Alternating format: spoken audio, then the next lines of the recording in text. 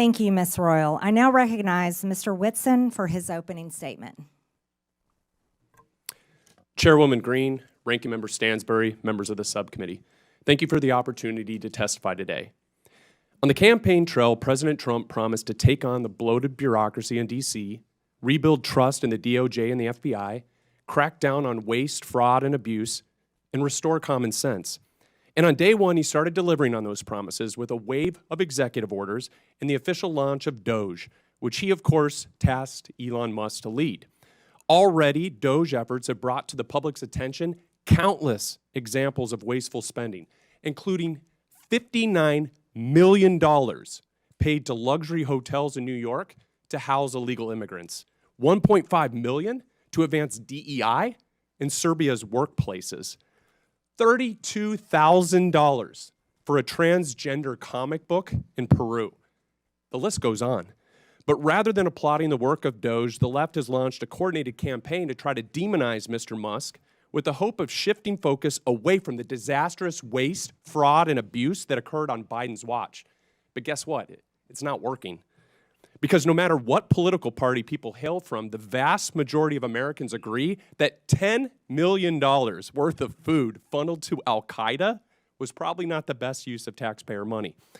But there's another source, a key source of wasteful spending that Doge and the subcommittee should set their sights on next, and that's Medicaid waste and fraud. While initially meant as a program for the truly needy, Medicaid has bloated into a massive welfare program for millions of able-bodied adults lured into the trap of government dependency. And as Medicaid has grown, so too has mismanagement. Today, more than $1 in $5 spent on Medicaid is improper. In Medicaid alone, fraud and mismanagement is on track to cost U.S. taxpayers, get this, more than $1 trillion over the next 10 years.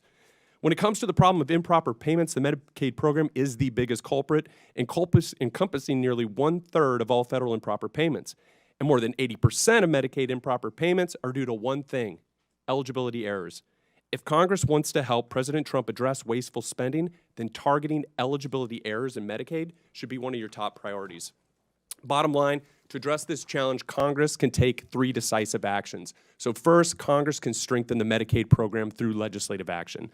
That would include repealing Biden's disastrous Medicaid streamlining rule, which ties the hands of states trying to remove ineligible enrollees. You can and should do this through reconciliation, and it will produce $164 billion in savings if you do. You can also strengthen verification requirements to ensure only eligible individuals receive benefits and ensure a nationwide NAC is implemented without delay.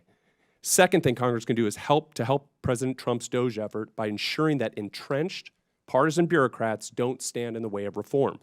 So Musk and his Doge team have already found hundreds of billions of dollars funneled into wasteful, fraudulent, and flat-out insane projects. But they've only scratched the surface. If this much fraud has been exposed in just a few weeks, imagine what else is buried under layers of red tape and government excuses. But guess what? All of these insane projects have one thing in common. They were all approved and funded by unelected bureaucrats. And these and other entrenched bureaucrats are already pledging to fight against President Trump's efforts to improve government accountability and efficiency. Personnel is policy, and without competent staff to faithfully execute the president's agenda, the Doge project will fail. And this is where Congress can help. Congress can support the president in carrying out his Doge effort by making all executive branch employees at will, codifying the president's authority to fire unproductive or insubordinate agency employees as needed. At the same time, Congress can grant the president authority to permanently eliminate vacant positions and consolidate non-essential positions across agencies and departments to help promote efficiency and put the right people in the right seat. The third thing, Congress can make President Trump's Doge cost-cutting and deregulatory reforms permanent by passing the REINS Act. And so there's only one big problem with the Doge effort. Most of its work can be undone by a future president with the stroke of a pen. To make President Trump's Doge reforms permanent, Congress must act. And the best way to do this is to pass the REINS Act. This would return Article 1 budgetary power of the purse to Congress while promoting deregulation. It would also help lock in the Doge reforms and cement President Trump's legacy as the most consequential deregulatory and cost-cutting president in U.S. history. The American people are watching. It's time for Congress to act.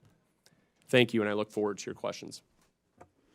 Thank you, Mr. Whitson. I now recognize Mr. Hetler Goddett for his opening statement.